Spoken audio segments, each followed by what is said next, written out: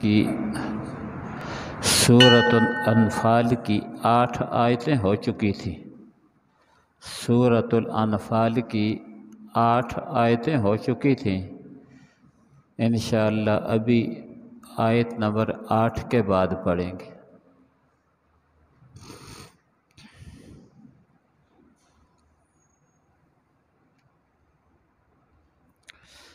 الحمد للہ وحدہ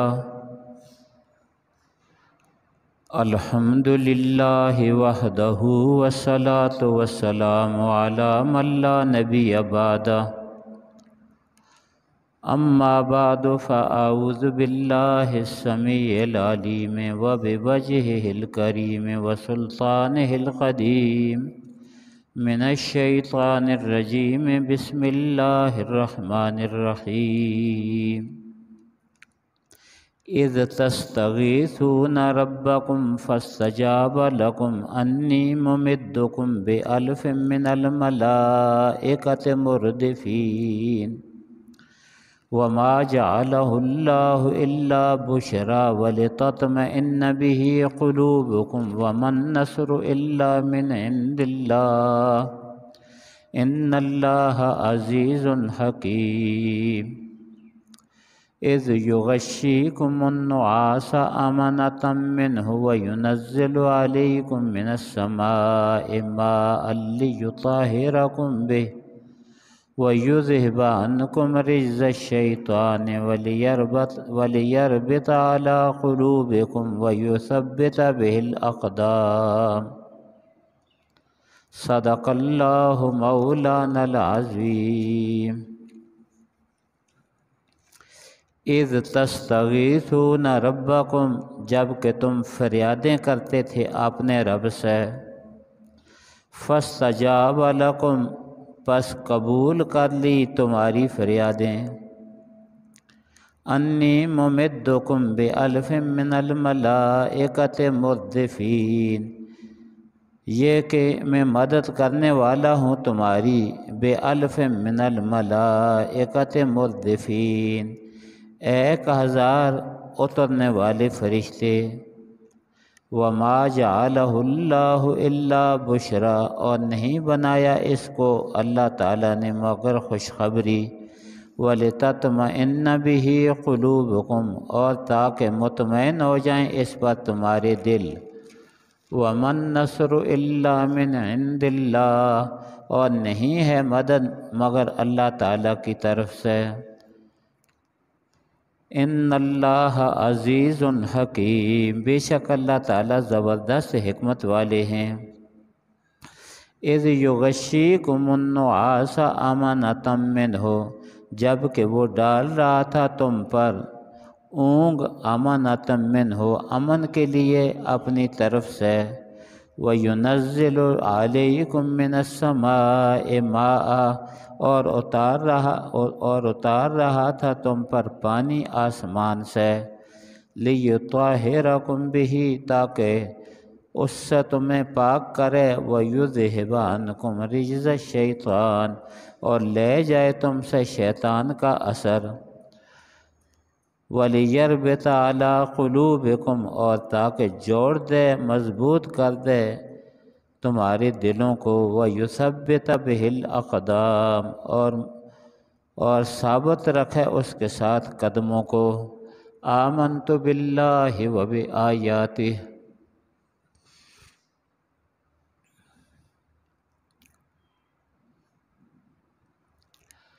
غزوہ بدر کا قصہ بیان ہو رہا ہے۔ غزوہ بدر میں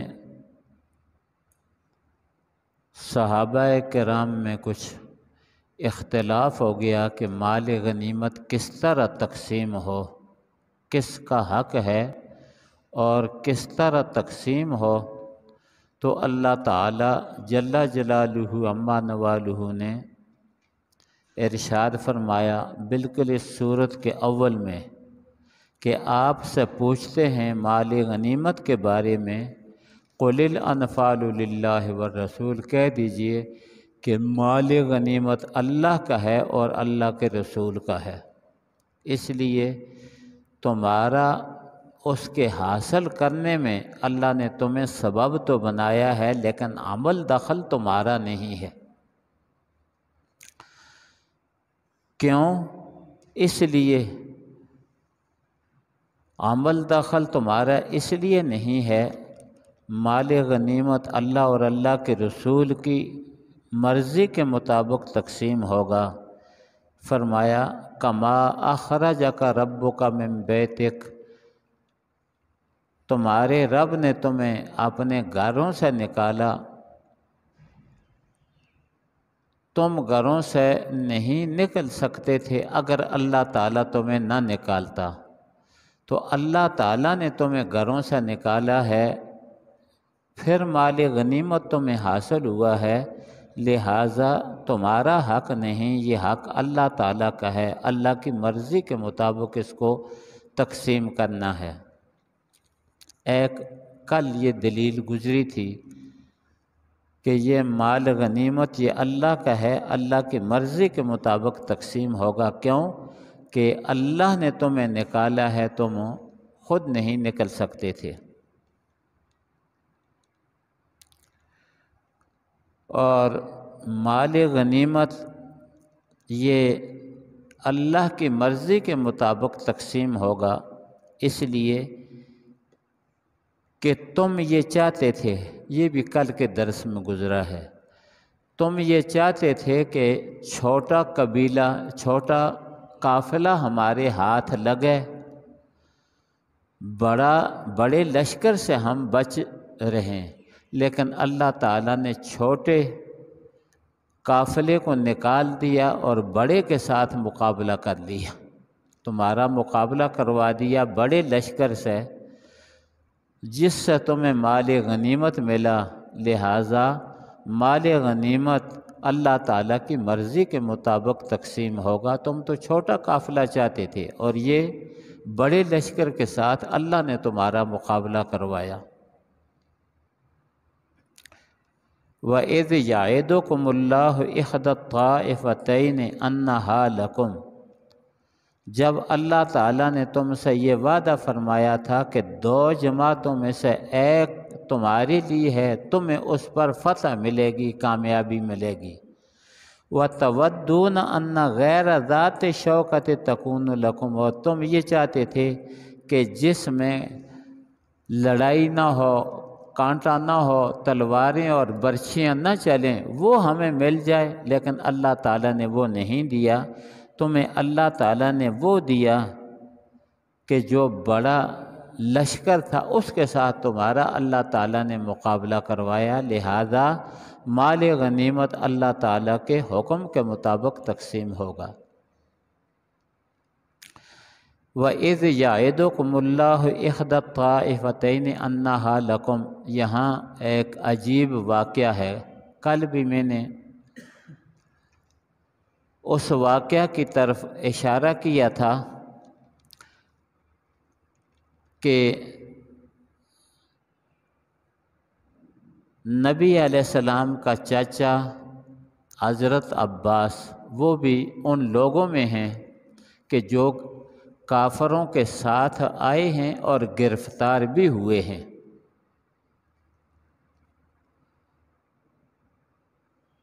وہ گرفتار ہیں، قیدیوں میں ہیں، تو جب بدر میں بڑے لشکر کے ساتھ مقابلہ ہو گیا، بڑے لشکر کو شکست ہو گئی، تو بعض لوگوں نے یہ مشورہ دیا کہ اب جس قافلے کے لیے ہم نکلے تھے وہ بھی اتنا دور نہیں گیا، ہم اس پر حملہ کریں اور اس کو بھی فتح کر لیں۔ تو نبی علیہ السلام کے چاچا جو کافروں کے ساتھ آئے تھے، مسلمانوں کے ہاتھوں گرفتار بھی ہوئے، وہ منع کر رہے ہیں کہ دوسرے قافلے پر حملہ نہیں کرنا، ایک پر اللہ تعالیٰ نے تمہیں فتح دے دی لیکن دوسرے پر تم نے حملہ نہیں کرنا، ادھر گرفتار ہیں کافروں کی ساتھ آئے ہیں، مسلمانوں کے ہاتھوں میں گرفتار ہیں، اور مشورہ کیا دے رہے ہیں، ان کی سمجھ کو دیکھو، ان کی ایمان کو دیکھو اور سمجھ کو دیکھو، ابھی تک وہ ظاہری طور پر مسلمان نہیں ہوئے۔ وہ کہتے ہیں کہ اللہ تعالیٰ نے تمہارے ساتھ ایک کا وعدہ کیا ہے، دو کا وعدہ نہیں کیا۔ الفاظ دیکھو، وَإِذْ يَعِدُكُمُ اللَّهُ إِحْدَى الطَّائِفَتَيْنِ أَنَّهَا لَكُمْ، کہ اللہ تعالیٰ نے تم سے وعدہ کیا ہے دو جماعتوں میں سے ایک کا کہ تمہیں ملے گی۔ وہ فرماتے ہیں کہ اللہ نے تمہارے ساتھ دو کا وعدہ نہیں کیا۔ سمجھ کے اندازہ لگاؤ، ان کی سمجھ کے اندازہ لگاؤ کہ وہ فرماتے ہیں کافروں کے ساتھ آئے ہیں، گرفتار ہیں، لیکن مشورہ کیا دے رہے ہیں، آیت کی تفسیر کو کتنا جانتے ہیں، وہ آیت کی تفسیر کو کتنا وہ جانتے ہیں۔ فرماتے ہیں کہ اللہ تعالیٰ نے تمہارے ساتھ دو کا وعدہ نہیں کیا۔ نبی علیہ السلام کو حضرت عباس بتلا رہے ہیں کہ اللہ تعالیٰ نے تمہارے ساتھ دو لشکروں پر فتح کا وعدہ نہیں کیا، ایک پر فتح کا وعدہ کیا ہے، وہ فتح ہو گیا، وہ فتح ہو گیا۔ اب دوسرے کی طرف نہیں جانا۔ نبی اکرم صلی اللہ علیہ وسلم نے اسی پر عمل کیا، دوسرے اس قافلے کی طرف نہیں گئے۔ تو میں نے بڑی تفصیل سے کل یہ بات بیان کی تھی کہ کئی لوگ ایسے تھے کہ جن کو نبی علیہ السلام نے حکم دیا تھا کہ اسلام کا اظہار نہیں کرنا، ان لوگوں کے اندر رہو، اسلام کا اظہار نہ کرو۔ تو یہ بھی شاید انہی لوگوں میں سے ہوں، یہ بھی، کیونکہ بعد میں فتح مکہ کے موقع پر کہتے ہیں کہ انہوں نے اسلام قبول کیا، لیکن فتح مکہ کے موقع پر بھی ان کی حالت یہ ہے کہ حضرت ابو سفیان پہلے مسلمان نہیں ہوئے تھے، انہوں نے حضرت عباس کی خدمات حاصل کی کہ میرے جتنے کرتوت ہیں وہ تو سب مسلمانوں کو معلوم ہیں، مسلمان مجھے قتل کروا دیں گے، مسلمان قتل کر دیں گے، تو میں آپ کی پناہ میں آتا ہوں، آپ مجھے لے جائیں اپنی پناہ میں تاکہ مجھے نقصان نہ پہنچے۔ تو حضرت عمر جب حضرت ابو سفیان آ گئے تو حضرت عمر نے کہا کہ اس کو اب اسلام قبول کرتا ہے، اس کی گردن اتار دو۔ تو حضرت عباس کہنے لگے یہ میری پناہ میں، یہ میری پناہ میں ہے۔ بہرحال یہ وہ واقعات ہیں کہ اس کے لیے گہری نظر چاہیے، اس کے لیے گہری نظر چاہیے، اور وہ صرف ایک ایک واقعہ کو سامنے نہ رکھا جائے بلکہ پورے واقعات اور پورے کو جرنل نالج ہونا چاہیے، جس کی وجہ سے ان چیزوں کا پتہ چل سکتا ہے۔ آج جو آیتیں آپ کے سامنے پڑھی گئی ہیں، آیت نمبر 9 سورہ اعراف کی، اس میں اللہ تعالیٰ فرماتے ہیں مال غنیمت میری مرضی کے مطابق تقسیم ہوگا، اس لیے کہ تم تو عاجز آ گئے تھے، فریادیں کر رہے تھے کہ اے اللہ ہمیں فتح دے، تو میں نے تمہیں فتح دی، لہٰذا مال غنیمت میری مرضی کے مطابق تقسیم ہوگا۔ الفاظ دیکھو، اذ تستغیثون ربکم، جب کہ تم فریادیں کر رہے تھے اپنے رب سے، فاستجاب لکم، اللہ نے تمہاری ان فریادوں کو قبول کر لیا، اور اللہ تعالیٰ نے ارشاد فرمایا انی ممدکم بألف من الملائکۃ مردفین، کہ کافروں کا لشکر 1000 ہے تو میں تمہارے پاس 1000 فرشتہ بھیج رہا ہوں، مردفین، جو لگاتار یکے بعد دیگرے وہ آئیں گے۔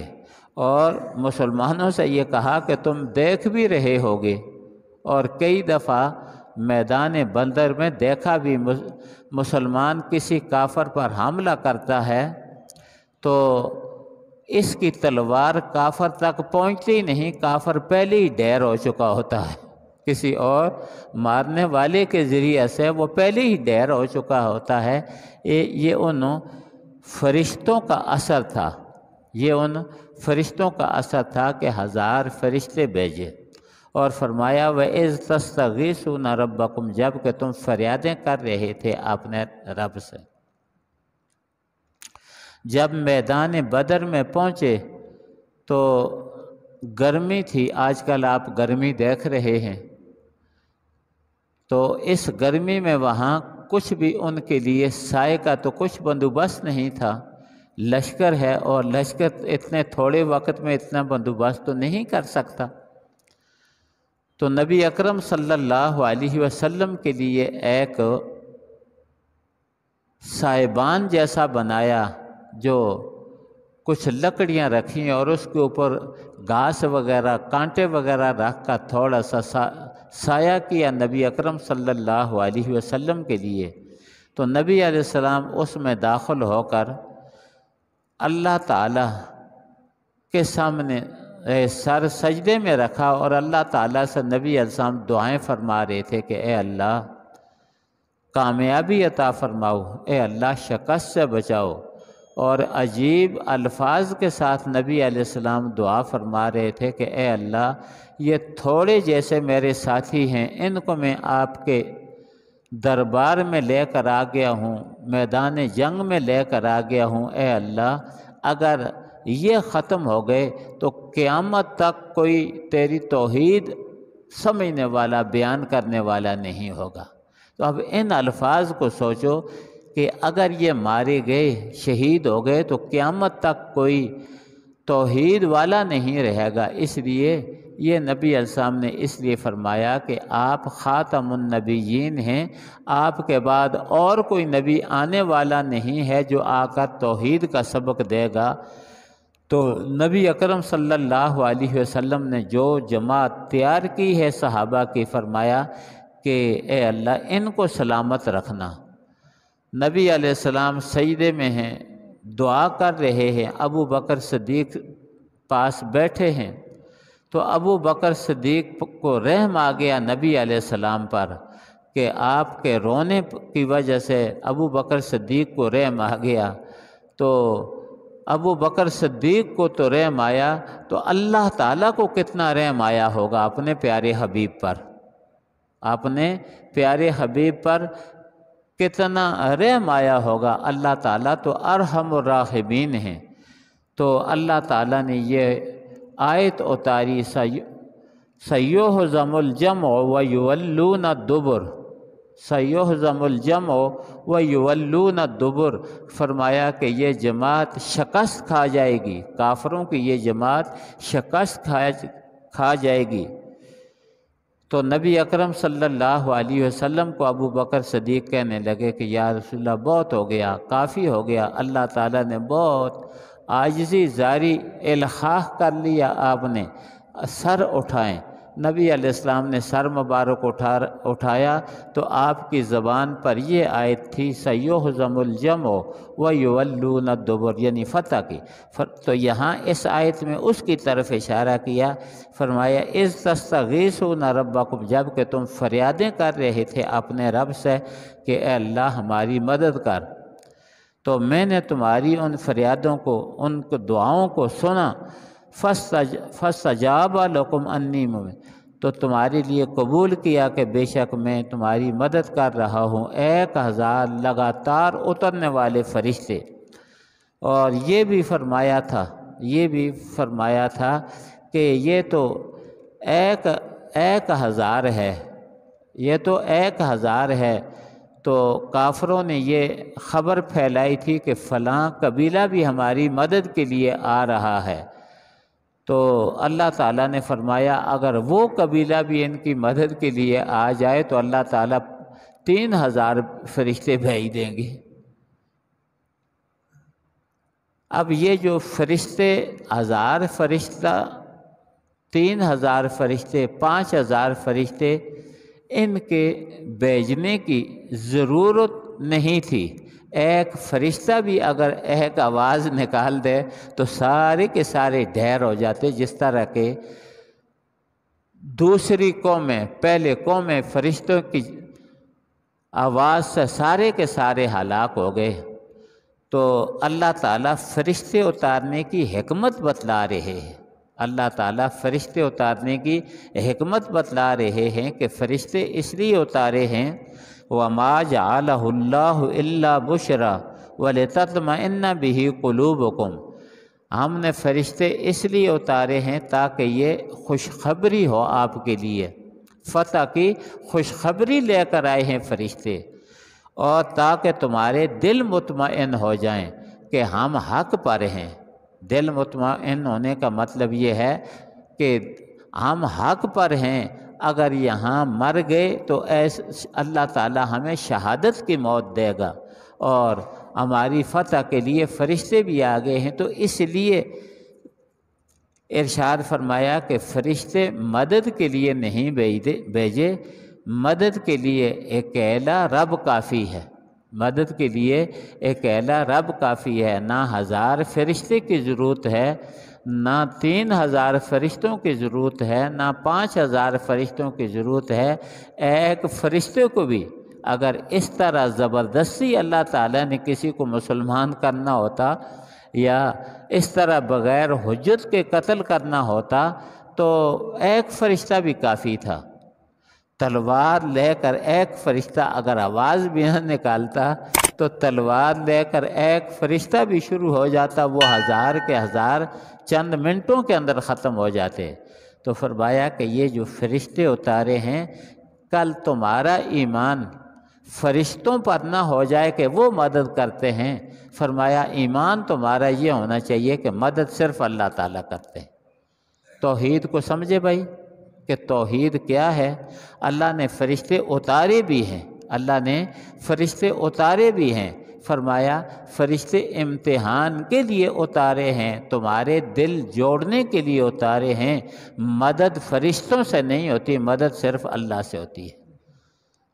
یہ تبلیغی جماعت والے جو پختہ ہوتے ہیں، اس کام میں لگے ہوتے ہیں، تو وہ ایک وقت میں کہا کرتے تھے کہ مولوی صاحبان جب یہ کہتے کہ اس سے نہیں ہوتا، قبروں والوں سے نہ مانگو، حضرت پیر بابا سے نہ مانگو، حضرت علی اجویری سے نہ مانگو، فلاں سے نہ مانگو، فلاں سے نہ مانگو، تو یہ کہا کرتے تھے، ان مولوی یہ کہا کرتے تھے کہ وہ تو مردہ ہیں، وہ تو مردہ ہیں، فوت ہو چکے ہیں، نہ مردے مدد کر سکتے ہیں نہ زندہ مدد کر سکتے ہیں، اور اللہ تعالیٰ اس سے آگے ہمیں سبق پڑھا رہے ہیں۔ فرمایا کہ فرشتے بھی مدد نہیں کر سکتے۔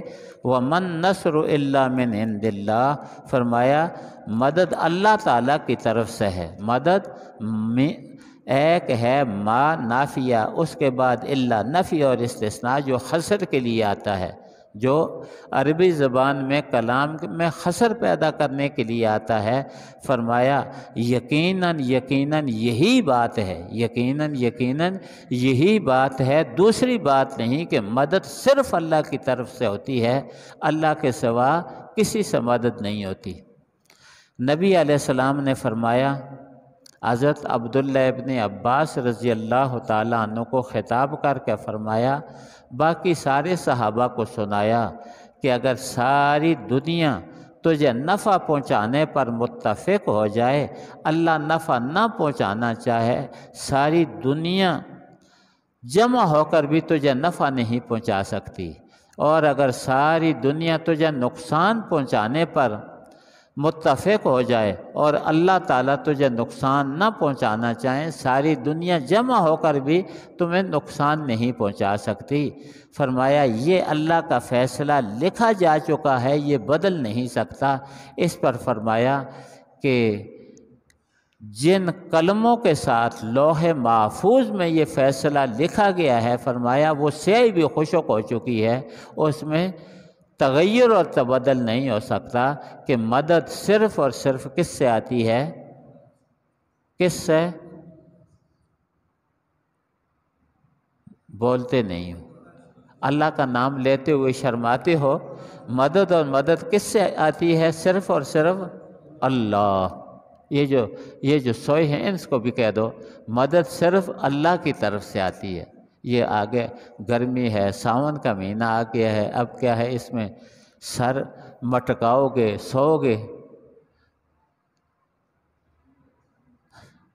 وَمَن نَصْرُ اور نہیں ہے مدد إِلَّا مِنْ عِنْدِ اللَّهِ مگر اللہ تعالیٰ کی طرف سے ہے۔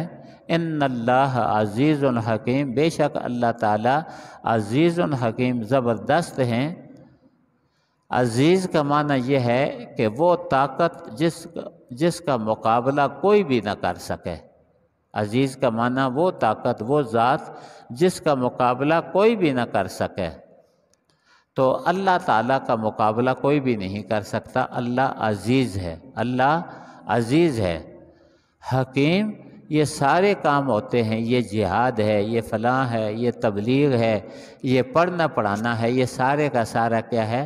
اللہ کی حکمت کی بنا پر ہے۔ اللہ کی حکمتیں ہیں۔ اللہ کسی کو ثواب دینا چاہتے ہیں، کسی کو محروم رکھنا چاہتے ہیں، کسی کو بدبخت بنانا چاہتے ہیں، کسی کو نیک بخت بنانا چاہتے ہیں۔ یہ پڑھنا پڑھانا اس لیے ہے۔ ہدایت بھی اللہ کے ہاتھ میں ہے اور مدد بھی اللہ کے ہاتھ میں ہے، اور مدد بھی اللہ کے ہاتھ میں ہے۔ اللہ تعالی ہمیں یقین نصیب فرمائے اور اسی یقین پر ہمارا خاتمہ ہو۔ وآخر دعوانا